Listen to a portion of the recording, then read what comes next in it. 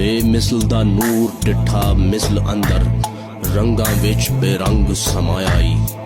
الانسان سری خدا بید ہے جی جڑا پیس وٹا کے آیائی بے مثل دا نور ڈٹھا مثل اندر رنگاں وچ بے رنگ سمایائی وہ بے نام و نشان بے مثل و بے صورت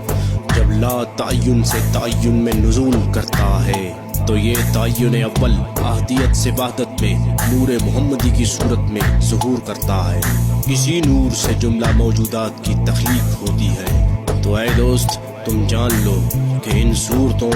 رنگوں ناموں اور مثالوں کے پردے میں وہی بے رنگ بے نام و نشان بے مثل و بے صورت چھپا بیٹھا ہے الانسان سریوں دا بید ہے جی جیڑا بھیس وٹا کے آیائی حق تعالیٰ فرماتا ہے الانسان سری و انا سرہ کہ انسان میرا راز ہے اور میں اس کا راز ہوں ان اللہ خلق آدم علی صورتہ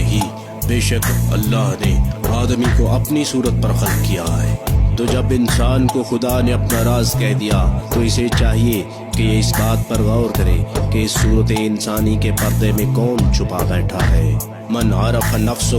فقد عرف ربہ جس نے اپنے آپ کو پہچانا اس نے اپنے رب کو پہچانا سنو یار ماہیت تو اکھ نہیں ہوا ما اکم فرمائی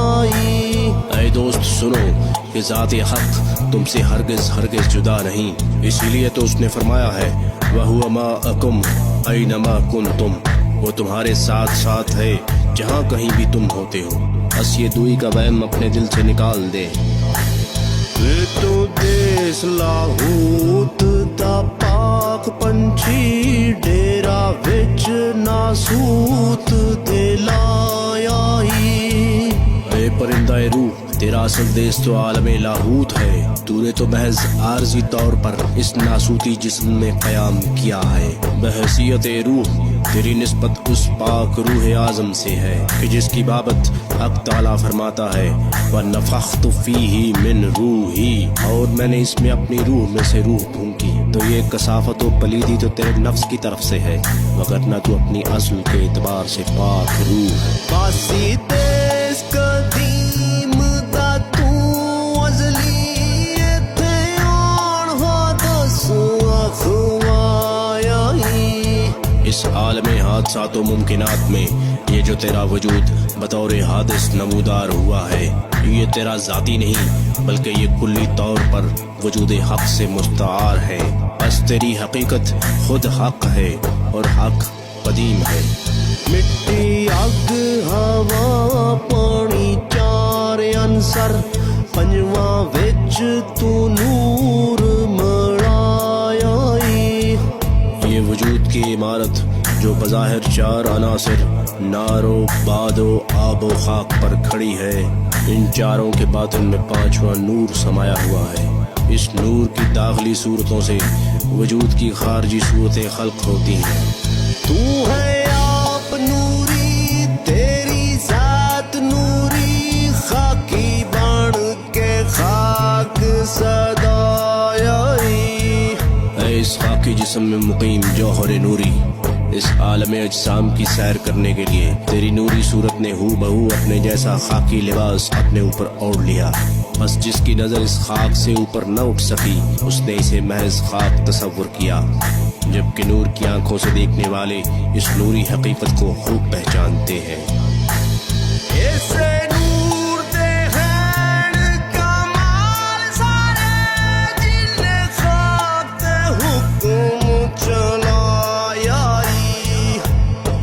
خاک کے پتلے میں حیات و علم و قدرت ارادہ و سماعت بصارت و کلام اور واہمہ جیسے تمام تر کمالات اسی نور سے ظاہر ہوتے ہیں اور یہ نور ہی مادے پر حاکم ہے اے ہوئی لم یلد ولم یولد جمدا کس نونا کس جائی